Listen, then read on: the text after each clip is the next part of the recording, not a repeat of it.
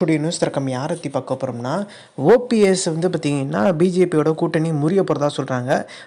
அதே மாதிரி ஓபிஎஸ் விஜயோட கூட்டணி வைக்கிறதுக்கான வாய்ப்பு இருக்குது. டிடி தினகரனும் கூட்டணி வைக்கிறதுக்கான வாய்ப்பு அதிகம்ன்றாங்க.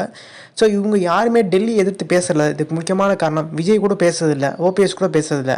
ஸோ ரைடு விட்டுருவாங்கன்ற பயம் பெரிய லெவலில் பார்த்திங்கன்னா இவங்கக்குள்ளே வந்து ஒரு விஷயம் நெருக்கடி கொடுத்துருவாங்கன்ற பயம் இருக்குது. அதனால பார்த்திங்கன்னா அமைதியாக இருக்காங்க. தேர்தல் சமயம் வரும்போது பார்த்திங்கன்னா பேசுகிறதுக்கான வாய்ப்பு இருக்குது. எடப்பாடி பழனிசாமிக்கு இப்போ வந்து மிகப்பெரிய லெவலில் வந்து டெல்லி ஆதரவு கொடுத்தாலுமே அதிமுக ஜெயிக்கக்கூடிய தொகுதியெல்லாம் பார்த்திங்கன்னா பிஜேபி கேட்டு ஜெயிக்க போகிறதா சொல்கிறாங்க. இது வந்து எடப்பாடி பழனிசாமிக்கு ஒரு நெருக்கடியான சூழ்நிலை உருவாகுன்றாங்க.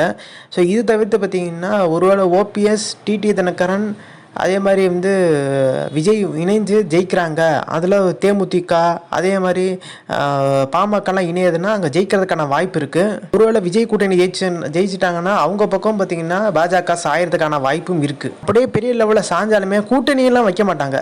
அதாவது அதிமுக இடத்த தான் பார்த்திங்கன்னா பிஜேபி பிடிக்கணும்னு நினச்சாங்க தவிர்த்து அதுதான் மெயினாக பார்ப்பாங்க. ஸோ ஆனால் வந்து விஜயும் ஓபிஎஸும் பெரிய லெவலில் ப்ரெஷர் கொடுக்க மாட்டாங்க.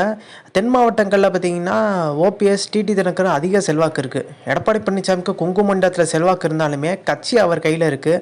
கட்சியில் பார்த்திங்கன்னா ஓபிஎஸும் இணைக்காததுக்கு முக்கியமான காரணம் இந்த கட்சியை தூளாக பிரித்தா மட்டும்தான் பார்த்திங்கன்னா அதிமுக என்ற இடத்துல வந்து ஒரு திராவிட கட்சியை காலி பண்ணிட்டு அந்த இடத்துல அமர முடியுன்றது தான் பார்த்திங்கன்னா பிஜேபி எண்ணமாக இருக்குது. அதை தான் இப்போ பண்ணிட்டு வரதா சொல்கிறாங்க. ஸோ இந்த இன்ஃபர்மேஷன் முடிச்சா like share subscribe. Thanks for வாட்சிங் திஸ் வீடியோ.